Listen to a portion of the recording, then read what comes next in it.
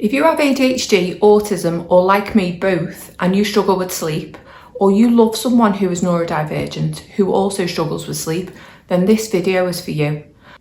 Today, we're going to be talking about the reasons why people with ADHD and autism struggle to sleep. I'm going to give you 10 tips that will hopefully help. Why do neurodivergent people struggle with sleep? There are quite a few different reasons. So, first of all, we struggle with regulating melatonin.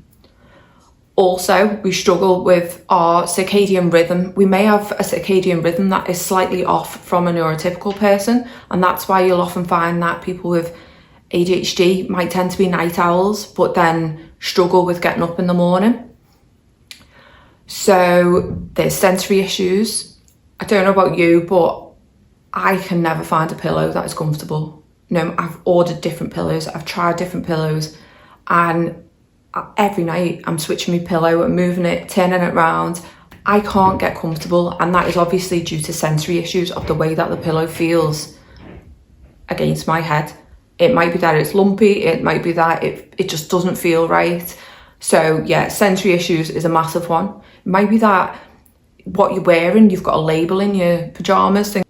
Many of us with ADHD and autism have difficulty relaxing. We also overthink, and we also have anxiety about things. It can be so hard to sleep if you are just thinking, and obviously our minds are often going round and round and round and we can't switch them off. That can be another reason why we struggle to sleep. If you're like me, if you overthink everything, you might be worrying about something that's way in the future or something that's happened in the past. And even though you can't do anything about it right now, your brain seems to kind of prioritise it and think, right, this is the right time to think about this, when in actual fact, it would be more beneficial for us to be able to sleep. Tip number 1 is having a cool bedroom. It is known that when we get into bed and we start to fall asleep, our body starts to warm up.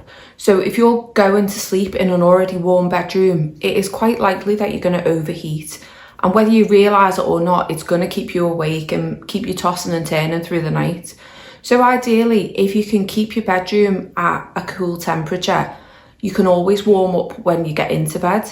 So it might be having a fan on, having your window open. Obviously, it's harder in the summer, especially if you live in like the UK or Ireland where we don't have air conditioning. But keeping your bedroom as cool as possible is going to give you a better quality sleep. Tip number 2 is switch to cotton, whether that be cotton bedding, cotton pyjamas if you wear them. Cotton regulates your temperature better than synthetic materials. So for example, we've got two sets of bedding for our bed. They both look the same, but one is 100% cotton, the other one is polycotton. And I can feel the difference although they both feel soft and you maybe initially wouldn't know the difference, when I'm asleep in bed, I sleep so much better in the cotton bedding. I tend to, when the polycotton bedding's on, I tend to overheat and wake up loads of times in the night. I have recently also found out about that fabric has frequency. Just like in terms of quantum physics, everything is made of energy and everything has a frequency, so does fabric. So for example, natural fabrics like cotton have a much higher frequency and are better for us than ones with synthetic fabrics in. So cotton has a better frequency than polycotton, for example. Tip number 3 is magnesium glycinate. I cannot explain how much this helps me to sleep. And what I've found, reading studies, I found that people with ADHD and autism tend to be lower in magnesium than neurotypical people. Even neurotypical people, a lot of them are deficient in magnesium, but magnesium glycinate actually calms your nervous system and it helps you to sleep at night. So I take that about an hour before bed or half an hour before bed. This is not medical advice. Obviously, when it comes to taking anything, always do your own research. And if you're unsure, ask your doctor about it. But there are like 9 different types of magnesium. So it's important that when it comes to, if you're using it for sleep, that you are taking the right one. And magnesium glycinate is is the right one. There may be another type that's suitable for you as well, I'm not sure, but that is something to look into.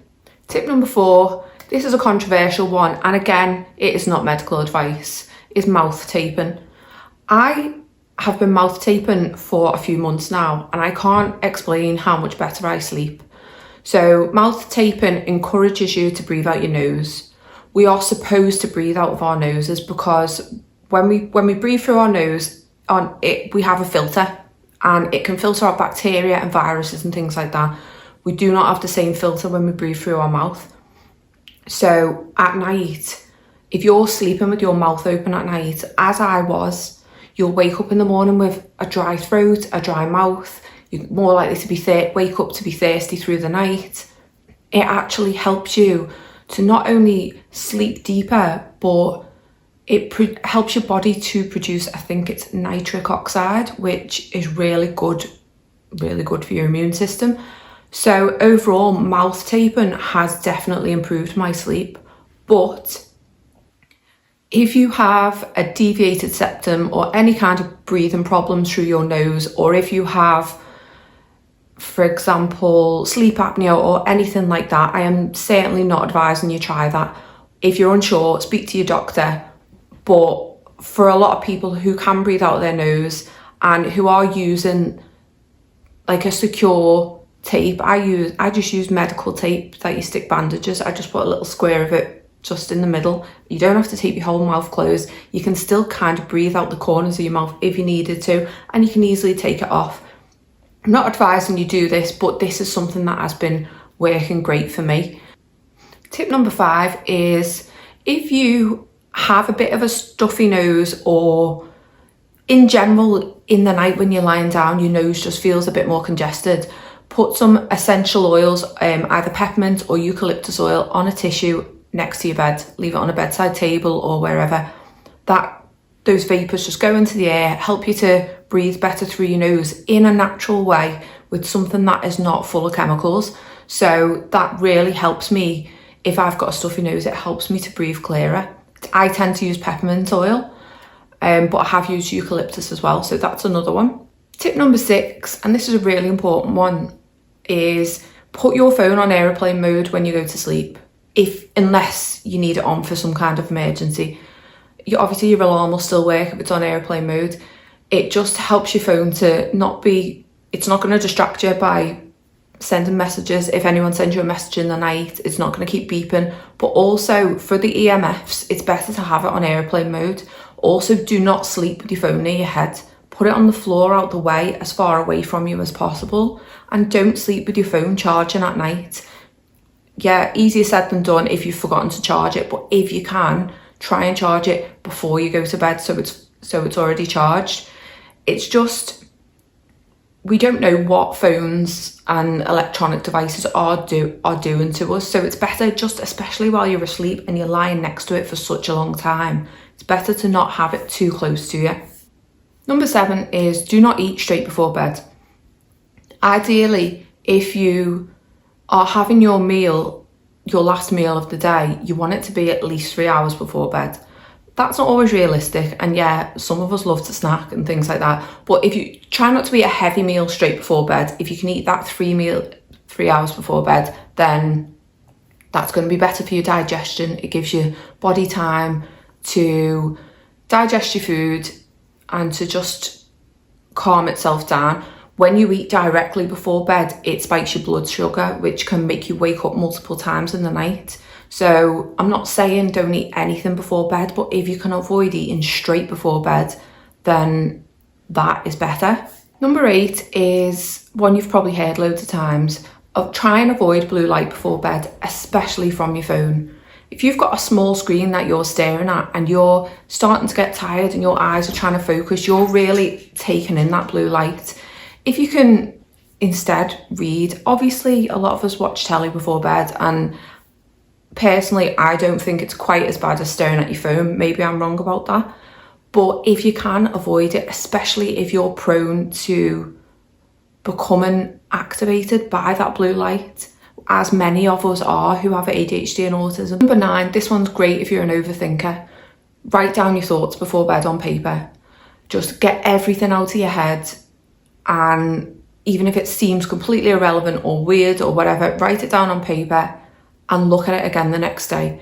If you've got those thoughts going round and round in your head, that can often prevent you from falling asleep, which can mean you're lying there for hours and hours overthinking everything. So even keeping like a notepad and pen by your bed, or doing it just before you go up to bed, is a great idea, just to empty as many thoughts as you can out of your brain. I'm not saying more won't come up, but at least if you've got the majority of them down, hopefully it will stop you from overthinking when you go to sleep. Tip number 10 is consume positive things before bed.